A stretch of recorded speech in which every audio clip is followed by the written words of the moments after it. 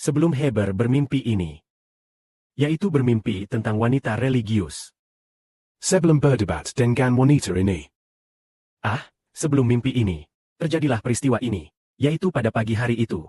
Saudara Heber bangun sangat pagi. Mungkin sebelum jam 5 sudah bangun. Setelah bangun lalu membaca Alkitab. Berencana membaca sampai sekitar jam 8. Setelah membaca beberapa saat, merasa tidak bisa lanjut membaca. Saat itu sedang membaca Perjanjian Baru. Ketika membaca, baik Alkitab versi CUV, maupun Alkitab versi terjemahan Saksi-Saksi Yehua, bagaimanapun membacanya merasa, aduh, mengapa kata-kata ini penuh kesalahan? Tidak bisa menjelaskan keselamatan Tuhan Kristus dengan benar. Tidak bisa membuat orang memahami kehendak Tuhan dengan benar. Lalu terus membaca lanjut. Setelah membaca sebentar, keadaannya semakin buruk. Saudara Heber mungkin sudah membaca Alkitab lebih dari 40 kali. Tapi ternyata tidak bisa memahaminya. Lalu membaca 2 Petrus. Kata-katanya sangat kabur. Tidak tahu apa yang dikatakan Petrus. Petrus pasti mengatakannya dengan sangat jelas. Tapi penerjemahnya tidak memahami penghiburan Roh Kudus. Sehingga tidak bisa menerjemahkan dengan akurat. Tidak tahu apa yang dia bicarakan. Lalu di dalam hati merasa sangat cemas dan berkata, aduh, aku ingin membaca Alkitab 500 kali. Tapi 500 kali pembacaan Alkitab ini. Karena yang dibaca salah. Apakah harus memasukkan konten yang salah ke otak sendiri sebanyak 500 kali? Semakin memikirkannya semakin sedih. Semakin sulit melihatnya. Lalu melempar Alkitab sejauh 2 meter. Melemparnya 2 meter dan tidak membacanya lagi. Lalu dibuang begitu saja. Kemudian berbaring untuk tidur. Di dalam hati merasa sangat heran. Tidak membacanya lagi. Lalu tidur. Dan saat tidur bermimpi tentang wanita itu. Bermimpi wanita ini berdebat tentang Alkitab dengan saudara Heber. Lalu begitu terbangun. Merasa sangat marah dan berkata, aduh, orang-orang religius itulah yang mengacaukan firman Bapa Surgawi kita. Lalu, memutuskan untuk menerjemahkan Alkitab. Sungguh sangat ajaib. Apa yang sedang kita lakukan? Sepertinya berasal dari bimbingan Bapa Surgawi. Bapa Surgawi membimbing kita, yaitu sebelum bermimpi sudah merasa terjemahan Alkitab terlalu buruk. Tidak bisa lanjut membaca. Lalu, tidak disangka bermimpi tentang perdebatan dalam Alkitab. Terlihat bahwa semua yang dilakukan Bapa Surgawi kita, semua yang kita lakukan, Bapa membimbing semuanya sesuai dengan kehendaknya yang baik. dalam proses menerjemahkan Alkitab, konten yang awalnya, tidak kita ketahui secara ajaib. Menjadi paham selama proses penerjemahan. Kita ambil satu konto. Yaitu 2 pohon dalam kitab Kejadian. Satu disebut pohon pengetahuan baik dan jahat. Satu disebut pohon kehidupan.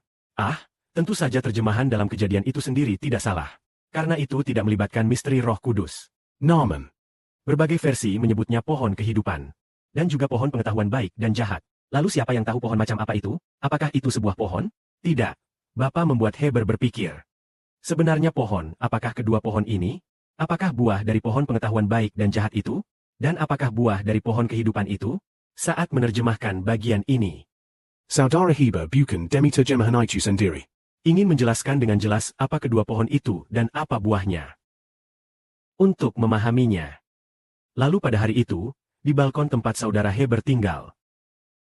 Balkon itu sangat besar. Balkon itu adalah tempat pemilik rumah menjemur pakaian dan selimut. Di sanalah dia berjalan mondar-mandir, berdoa lagi, dan mondar-mandir lagi. Tiba-tiba roh di dekatnya menyuruh Heber berkata, mengingat Nebukadnezar adalah sebatang pohon besar. Pohon besar yang menjulang tinggi itu ditebang. Tepat pada saat ini, roh Bapa tergerak dan berfirman, Tuhan Yesus Kristus adalah pohon misterius. Bapa Surgawi Yehua adalah pohon pengetahuan tentang yang baik dan yang jahat. Begitulah, dalam proses penerjemahan saya pun mengerti. Maka buah pohon kehidupan adalah roh Kristus. Buah dari pohon pengetahuan tentang yang baik dan yang jahat adalah kekudusan Tuhan. Dalam proses penerjemahan, hal yang semakin ajaib pun terjadi lagi. Kita tahu ada 2 binatang dalam kitab Wahyu. Satu adalah binatang berkaki 2. Satu binatang berkepala 7 dan berkaki 10. Mengenai binatang berkaki 2 itu, Bapa mengatakannya sendiri kepada Sibo dalam mimpi. Ada suatu hari dalam proses penerjemahan, pergi ke suatu tempat untuk menerjemahkan, lalu merasa mengantuk, memejamkan mata sejenak untuk tidur siang. Saat tidur siang sejenak, saya bermimpi. Bermimpi ada seekor ular, memiliki 2 kepala. Satu kepala ada di sebelah kiri, kepala yang lain ada di sebelah kanan. Ular berkepala 2 itu ingin menyerang saudara Sibo. Lalu ada suara dalam mimpi yang mengatakan ular ini. Kepala di sebelah kiri adalah Amerika.